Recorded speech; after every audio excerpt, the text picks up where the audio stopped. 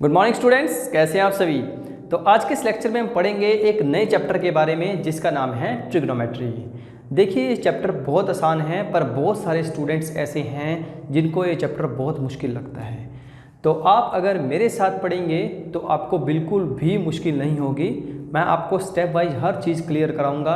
आपको बहुत छोटी छोटी चीज़ों का ध्यान रखना होता है इस चैप्टर के अंदर, क्योंकि अगर आपने एक भी चीज़ यहाँ पे गलती से थोड़ी सी भी क्वेश्चन में इधर उधर कर दी तो सारा क्वेश्चन आपका गलत हो जाएगा।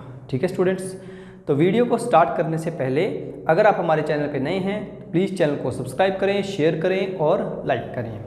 तो चलिए स्टार्ट कर लेते हैं। सबसे पहले हम बेसिक सीखते हैं कि बेसिक क्या है हमारे पास ट्रिग्नोमेट्रिक का। देखिए बेसिक में बहुत सारी चीज़ें आती हैं ट्रिग्नोमेट्री के अंदर। मैं आपको 10th के लेवल से ही कराऊंगा क्योंकि आपके पास लेवल 10th के हिसाब से ही पेपर में आएगा। 11th में भी बहुत हाई फाई है इसमें ट्रिग्नोमेट्री में, 12th में भी है। यानी कि ट्रिग्नोमेट्रिक ऐसा कॉन्सेप्ट है या एक ऐसा आपके पास चैप्टर है जो आपके ज़िंदगी भर चलेगा जब तक आप मैथ पढ़ते रहेंगे। ठीक है, इसकी शुरुआत होती है 10th क्लास से। 10th में भी है, 11th में भी है, 12th में भी है। BA BSc आप जो भी करेंगे, आगे MSc जो भी करेंगे, उसमें ट्रिग्नोमेट्री आपकी चलती ही रहेगी। मतलब ये चैप्टर ऐसा है जो आपका पीछा नहीं छोड़ेगा जब तक आपके पास मैथ रहेगा। ठीक है स्टूडेंट्स, चलिए सबसे पहले बेसिक में हम बात कर लेते हैं। आपको सबसे पहले एक फॉर्मूला याद रखना पड़ेगा।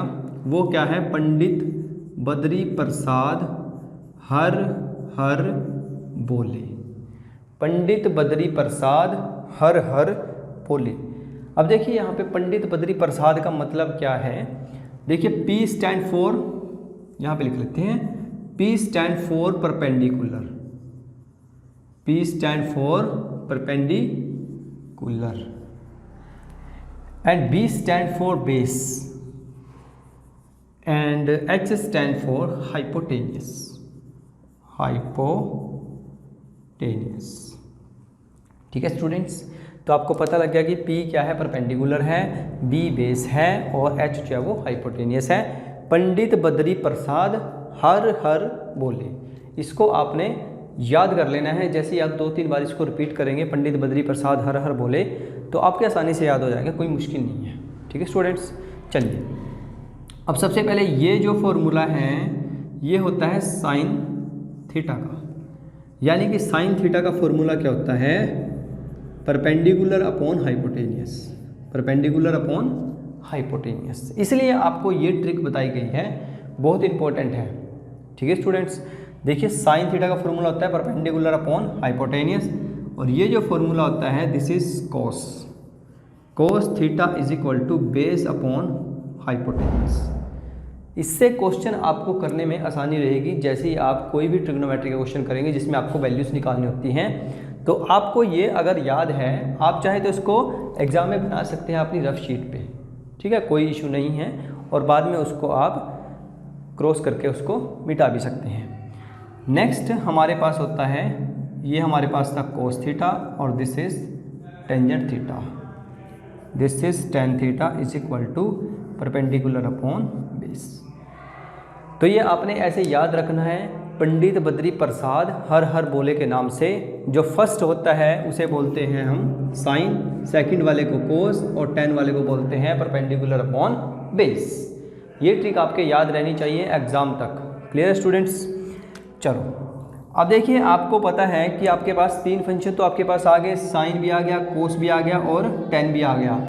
अब आपके पास 3 फंक्शन और रहते हैं ट्रिग्नोमेट्री के, वो हम इनसे ही बना लेंगे। ठीक है, इनसे बनाने का मतलब क्या है? जैसे हमारे पास यहाँ पे साइन थीटा है, तो अगर हमें कोसिकेंट थीटा निकालना है, क्या निकालना है? Cosecant theta. कोसिकेंट थीटा बिल्कुल इसका अपोजिट होता है। मतलब कहने का क्या है, अगर आप कोसिकेंट थीटा नीचे लिख देंगे तो H अपॉन P बन जाएगा। H अपॉन P यानी कि hypotenuse upon perpendicular. Clear students? और कोस का उल्टा होता है सीकेंट थीटा, यानी कि यहाँ पे आ जाएगा हमारे पास secant theta is equal to hypotenuse upon base. Next हमारे पास होता है कॉट थीटा, तो कॉट थीटा हमारे पास आ जाएगा बेस अपॉन परपेंडिकुलर। ठीक है स्टूडेंट्स, तो ये आपने इस तरीके से फॉर्मूले याद रखने हैं, बहुत इंपॉर्टेंट है। यहाँ से क्वेश्चन हर बार पेपर में पूछा जाता है। ठीक है, 1 या 2 नंबर से क्वेश्चन यहाँ से पक्का पेपर में आता है। आपको सिर्फ कुछ नहीं करना होता, सिर्फ आपको ये चीज़ पता होनी चाहिए, ये 6 वैल्यूज़, और ये 6 वैल्यूज़ को याद करने का तरीका मैंने आपको बहुत अच्छा बता दिया है, पंडित बद्री प्रसाद। ठीक है, तो मतलब जब भी आपके पास कोई भी ऐसी सिचुएशन आए जिसमें आपको साइन थीटा कोस थीटा निकालना हो तो आप पंडित को याद कीजिए। ठीक है स्टूडेंट्स, चलो अब हम इसके बेस पे कुछ क्वेश्चंस ट्राई कर लेते हैं, जैसे कि आपको थोड़ा सा और इससे अच्छा सा पता लग जाए कैसे करते हैं क्वेश्चंस को। चलिए अब एक चीज़ और नोट कर लेते हैं क्वेश्चन करने से पहले, जो एक और बहुत इंपॉर्टेंट चीज़ है। देखिए अगर हमारे पास एक ट्रायंगल है, जैसे कि ये हमारे पास एक ट्रायंगल है, this is A, this is B, this is C. अब आपको यहाँ पे देखने से पता लग रहा है कि बी पे परपेंडिकुलर है। बी पे परपेंडिकुलर का मतलब क्या है, बी पे जो है राइट एंगल है, यानी कि 90 डिग्री का एंगल है। देखिए जब भी आप ये फॉर्मूले लगाएं, कोस थीटा साइन थीटा, ठीक है, इस तरह के जो भी फॉर्मूले आप लगाएं, ये फॉर्मूले हमेशा राइट एंगल ट्रायंगल में ही लगते हैं। किस में लगते हैं, राइट एंगल ट्रायंगल में लगते हैं। अगर राइट एंगल ट्रायंगल नहीं है तो आप ये फॉर्मूले नहीं लगा सकते, क्योंकि राइट एंगल ट्रायंगल के अंदर ही परपेंडिकुलर होता है, वहीं पे हाइपोटेन्यूस होता है, वहीं पे ही बेस होता है। तीनों चीज़ें आपकी यहीं पे मिल जाती हैं। ठीक है स्टूडेंट्स, अब चलो अच्छा, अब एक चीज़ और बहुत इंपॉर्टेंट है जहाँ पे स्टूडेंट्स, मैक्सिमम स्टूडेंट्स जो है वो गलती करते हैं। ठीक है, वो क्या है, देखो अगर आपने थीटा यहाँ पे लिख रखा है, क्या लिख रखा है, थीटा यहाँ पे लिख रखा है, थीटा हमेशा आपका बेस माना जाता है, यानी कि जिस साइड के साथ थीटा होता है वो आपकी बेस मानी जाती है, जो नीचे होती है। ठीक है, तो यहाँ पे जो सी है, एंगल सी है, वो कितना है, थीटा। तो अगर हमें टेंजेंट थीटा निकालना है, क्या निकालना है, टेंजेंट थीटा या कोस थीटा या कोसिकेंट थीटा, कुछ भी हमें निकालना है, तो हम BC को क्या लेके चलेंगे, बेस। क्या लेके चलेंगे, बेस, और this is perpendicular, this is hypotenuse. ठीक है स्टूडेंट्स, इसको हम बेस लेके चलेंगे, इसको परपेंडिकुलर लेके चलेंगे, और इसको हाइपोटेन्यूस। अब आप बोलेंगे सर ये थीटा तो हाइपोटेन्यूस के साथ भी बन रहा है, ठीक है ना, तो क्या हम हाइपोटेन्यूस को नीचे लिख सकते हैं ताकि वो बेस बन जाए? नहीं बन सकता, क्योंकि जो लॉन्गर साइड है वो हमेशा हाइपोटेनियस ही रहेगी। राइट एंगल ट्रायंगल के अंदर जो सबसे बड़ी साइड होती है वो हाइपोटेनियस ही होती है, चाहे आप इसको कैलकुलेट करके देख सकते हैं। ठीक है स्टूडेंट्स, चलो तो बेस के साथ हमेशा थीटा आएगा, ये चीज़ आपको याद रखनी है, बहुत इंपॉर्टेंट है। बहुत सारे बच्चे यहाँ पे गलती करते हैं। ठीक है, तो टेंजेंट थीटा के साथ हमेशा क्या आएगा, जो भी आपका बेस है थीटा के साथ वो नीचे होना चाहिए, बेस आपका नीचे होना चाहिए। अगर सपोज करो, देखो हम दूसरी कंडीशन ले लेते हैं, let us consider this is A, this is B, this is C. अब आपको बोला गया है कि आप निकालो, अब यहाँ पे आपको देखने से पता लग रहा है कि ये बेस है, ये परपेंडिकुलर है, हाइपोटेनियस है, ये बेस है, ये परपेंडिकुलर है, ये हाइपोटेनियस है।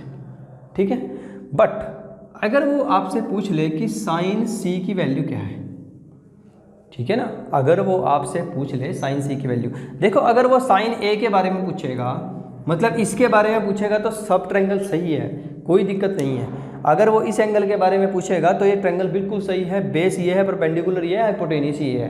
बट अगर वो इसके बारे में पूछने लग जाए, ट्रायंगल आपके पास ऐसे ही बन रही है, उसने पूछ लिया कि साइन सी, कोस सी, टेन सी, ये वैल्यूज़ क्या होंगी, तो उस केस में आपका ये जो है बेस बन जाएगा और ये बन जाएगा आपका परपेंडिकुलर।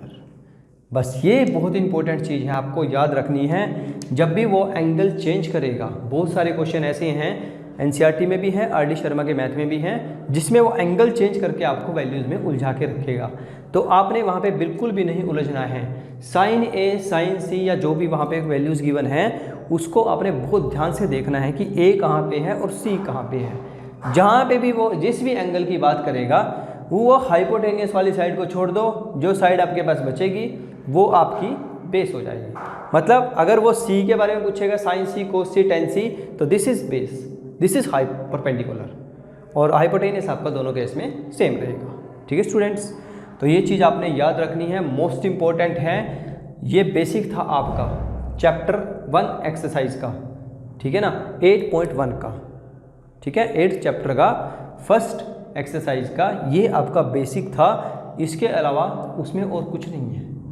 बस आपको दो चीज़ें याद रखनी है, फर्स्ट ये और सेकेंड ये।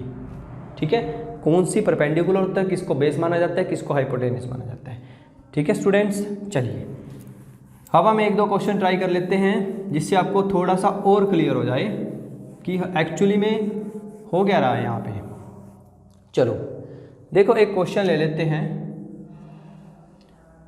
Late us, this is a triangle, this is P, this is Q, this is R. आपको गिवन है पी क्यू की वैल्यू है 5, आर क्यू की वैल्यू है 12। ठीक है, पी क्यू गिवन है और आर क्यू गिवन है, और आपको बोला गया है कि आपने निकालना है sine R, sine P, tangent R, tangent P. ये वैल्यूज आपको निकालनी है। ठीक है, देखो कैसे करेंगे। सबसे पहले देखो, जब भी आपको दो साइड्स गिवन हो, जैसे पी क्यू हमारे पास 5 है और पी आर क्यू आर हमारे पास है 12, तो आप थर्ड साइड हमेशा जरूर निकाल लेंगे। थर्ड साइड हम कैसे निकालते हैं, क्योंकि ये राइट एंगल ट्रायंगल है तो हम वहाँ पे पाइथागोरस थ्योरम का यूज़ करेंगे। पाइथागोरस थ्योरम क्या कहती है कि हाइपोटेनियस का square is equal to base square plus perpendicular square. P R square is equal to, P Q कितना है 5 का स्क्वायर प्लस आर क्यू कितना है 12 का स्क्वायर। ठीक है स्टूडेंट्स, अब इसके बाद पी आर का स्क्वायर इज इक्वल टू 5 का स्क्वायर 25, 144। तो पी आर की वैल्यू आ जाएगी हमारे पास 169 और स्क्वायर रूट करेंगे तो आ जाएगी 13, यानी कि ये जो साइड है वो कितनी है 13। अब आपसे पूछी गई है साइन पी और साइन आर की वैल्यू। ठीक है, अब आपको वही ट्रिक यहाँ पे याद रखनी है। ठीक है, ये तो आप याद रखेंगे ही हैं, पंडित बद्री प्रसाद हर हर बोले, जो मैंने आपको अभी अभी बताई थी जस्ट 2-3 मिनट पहले, कि आपने जो एंगल है, जिस एंगल की वो बात करेगा वो आपने बेस लेके चलना है। बस ये चीज़ आपने भूलनी नहीं है, लाइफ टाइम तक याद रखनी है। देखो अब हमारे पास नीचे है P, तो सबसे पहले हम P वाली वैल्यूज निकाल लेते हैं सारी। साइन P और टेन P पूछ रखा है, तो साइन P, साइन का फॉर्मूला क्या होता है perpendicular upon hypotenuse, this is perpendicular, this is hypotenuse, यानी कि 12/13। ऐसे ही टेंजेंट P निकाल लेते हैं। टेंजेंट P का फॉर्मूला क्या होता है perpendicular upon base, perpendicular upon base, यानी कि 12/5। तो ये तो हो गए साइन P से रिलेटेड फॉर्मूले। साइन P, कोस P, टेन P, ऐसे आप बहुत सारे निकाल सकते हैं। सेकेंड P जो भी आपका मन करे आप निकाल सकते हैं। चलो अब देखो सेकंड में उसने पूछ रखा है sine R and tangent R। Sine R और टेंजेंट R, R तो हमारे पास यहाँ पे है। ठीक है ना, बात को समझो ध्यान से। जो R है वो हमारे पास ऊपर है, और मैंने आपको बताया था कि जिसके साथ थीटा लग जाएगा या जिस भी एंगल की वो बात करेगा तो वो आपने बेस मान लेना है। तो इस केस में जो बेस है वो ये बन जाएगा, और this is perpendicular and this is hypotenuse. Hypotenuse हमेशा सेम रहता है, चाहे आप एंगल इधर ले चाहे उधर ले। तो हमें निकालना है साइन R। अब साइन R हमें निकालना है, साइन का फॉर्मूला क्या होता है परपेंडिकुलर अपॉन हाइपोटेनियस। तो परपेंडिकुलर क्या है 5/13। ठीक है स्टूडेंट्स, और टेंजेंट P कैसे निकलेगा tangent R perpendicular upon base, perpendicular upon base, यानी कि 5/12। तो आप देख सकते हैं कि दोनों वैल्यूज में डिफरेंस है। देखो साइन P में और साइन R में भी डिफरेंस है, और ऐसे ही टेंजेंट P में और टेंजेंट R में भी डिफरेंस है। एक दूसरे का रेसिप्रोकल है एक प्रकार से। ठीक है ना, ऐसे। तो ये आपने ध्यान रखना है स्टूडेंट। मैं आपको बार बार इसलिए बोल रहा हूँ क्योंकि बहुत स्टूडेंट यहाँ पे गलती करते हैं, वो यहाँ पे एंगल नहीं चेक करते, डायरेक्ट लगा देते हैं। आप चाहे तो 2 ट्रायंगल्स भी बना सकते हैं इसकी।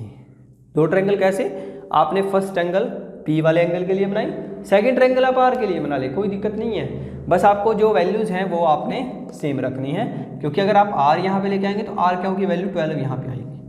ठीक है स्टूडेंट्स, अगर आप सिंगल ट्रायंगल से कर सकते हैं तो सिंगल से बहुत बढ़िया है। अगर फिर भी कोई स्टूडेंट ऐसा है जिसको सिंगल ट्रायंगल से समझ में नहीं आता है तो वो प्लीज़ डबल ट्रायंगल का यूज़ करें।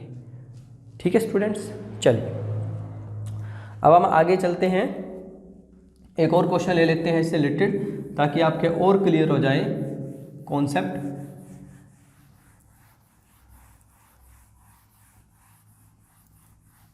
चलिए अब क्वेश्चन स्टार्ट करते हैं हम। नेक्स्ट क्वेश्चन, अगर आपके पास क्वेश्चन कुछ इस टाइप से आ जाए, if tangent theta is equal to, या टेंजेंट ए लिख लो, tangent A is equal to आपके पास गिवन है 3/4। टेंजेंट ए आपको गिवन है 3/4। आपको बोला गया है find sign A cos A, दो वैल्यूज आपको निकालनी है। टेंजेंट ए आपको गिवन है 3/4 और आपको निकालनी है साइन ए और कोस ए की वैल्यू। अब की बार देखो, आपको कोई ट्रायंगल नहीं बताई गई है कि ट्रायंगल कहाँ पे है, तो ट्रायंगल आपको खुद से बनानी पड़ेगी। ठीक है, ट्रायंगल कैसे बनाएंगे, बहुत आसान है। देखो सबसे पहले आप ट्रायंगल ही बना लें ऐसे करके। आपको बोला गया है ए की वैल्यू, तो ए हमने यहाँ पे बेस में ले लिया। ठीक है, आगे आप बी सी जो मर्जी लिखें, यहाँ पे बी लिखें, सी लिखें। अब आपको बोला गया है टेंजेंट ए, टेंजेंट ए की वैल्यू 3/4। टेन किसके बराबर होता है, परपेंडिकुलर अपॉन बेस के। तो परपेंडिकुलर कितना है यहाँ पे 3 और बेस कितना है 4। ठीक है, ऐसे आपने ये चीज़ें छोटी छोटी याद रखनी है। देखो अगर वो खाली वैल्यू सिंगल दे देता है, जैसे टेंजेंट ए की वैल्यू उसने डायरेक्ट दे दी हमारे पास √3, अगर वो टेंजेंट ए की वैल्यू √3 दे देता है डायरेक्ट, तो √3 बाय में 1 लिखेंगे आप, तो √3 हमारे पास ये हो जाएगा और 1 ही हो जाएगा। नीचे बाय में 1 लिख के तभी आप परपेंडिकुलर अपॉन बेस का फॉर्मूला लगाएंगे। ये कंडीशन आप टेन के लिए भी सेम रहेगी, कोस के लिए भी, साइन के लिए भी। अगर आपके पास कोई भी वैल्यू ऐसे गिवन है तो आप इनका यूज़ करके बताएंगे। ठीक है, अगर यही वैल्यू साइन में होती तो हम परपेंडिकुलर लेते 3 और हाइपोटेन्यूस लेते 4। ठीक है स्टूडेंट्स, अब हमें निकालना है साइन ए और कोस ए। साइन ए और कोस ए निकालने के लिए हमें हाइपोटेन्यूस की जरूरत पड़ेगी। तो सबसे पहले हम हाइपोटेन्यूस निकालते हैं। हाइपोटेन्यूस के लिए हम पाइथागोरस फॉर्म यूज़ करेंगे, AC² is equal to AB² plus BC²। तो AC² is equal to AB की वैल्यू कितनी है 4 का स्क्वायर प्लस BC की वैल्यू कितनी है 3 का स्क्वायर। तो AC² is equal to 16 plus 9, तो AC कितना आ जाएगा हमारे पास 25 और 25 का रूट आ जाएगा 5। तो दिस इज हाइपोटेन्यूस इज 5। ठीक है स्टूडेंट्स, अब आपको बोला गया है कि साइन ए और कोस ए की वैल्यू निकालनी है। बिल्कुल आसान है, कोई मुश्किल नहीं है। Sine A is equal to, sine A का फॉर्मूला होता है परपेंडिकुलर अपॉन हाइपोटेन्यूस, यानी कि 3/5 और कोस ए की वैल्यू क्या आएगी बेस अपॉन हाइपोटेन्यूस 4/5। ठीक है स्टूडेंट्स, तो ये आज का हमारा सेशन था, आज का हमारा लेक्चर था, जिसमें हमने ट्रिग्नोमेट्रिक का बेसिक सीखा 8.1 एक्सरसाइज का, और उसमें हमने छोटे छोटे कुछ क्वेश्चंस लिए ताकि आपके छोटे छोटे जो डाउट्स हैं, बिल्कुल छोटे छोटे जो डाउट्स हैं वो भी आपके क्लियर हो जाएं। अगर फिर भी आपके माइंड में कोई भी डाउट आता है ट्रायंगल से रिलेटेड या थीटा से रिलेटेड, सर ये कैसे लिया आपने, ये चीज़ आप हमारी समझ में नहीं आई, तो आप प्लीज़ मेरे को कमेंट बॉक्स में ज़रूर मेंशन करें कि सर हमें यहाँ से चीज़ समझ नहीं आई है। ठीक है ना, तभी तो पता लगेगा कि आप कितना पढ़ रहे हैं। तो आप इस तरह से ये टाइप जो क्वेश्चन है हमारे पास, इस टाइप के जिसमें टेंजेंट ए गिवन होता है या आपके पास कोई ट्रायंगल गिवन हो, उसमें उलझा के वैल्यूज़ पूछी गई हो, तो उस टाइप के क्वेश्चन आप जरूर ट्राई करें। ये आपके एग्जाम पॉइंट ऑफ व्यू से इम्पोर्टेंट हैं। और जो नेक्स्ट एक्सरसाइज इसी के हिसाब से चलेंगे हमारे पास 8.1 के, 8.2 उसके बाद चलेगी, फिर 8.3, 8.4, 8.5, इस तरह से जो भी इसमें एक्सरसाइज हैं, ठीक है, वो हमारे लेवल के हिसाब से चलती रहेंगी। ठीक है स्टूडेंट्स, तो आज की इस वीडियो में इतना ही। तो आप पढ़ाई करते रहिए और हमारे साथ बने रहिए। चैनल को सब्सक्राइब करें, शेयर करें और ज़्यादा से ज़्यादा मुझे कमेंट करके बताएं कि आपको हमारी वीडियोस कैसी लगती हैं। तो पढ़ाई करते रहिए। All the very best.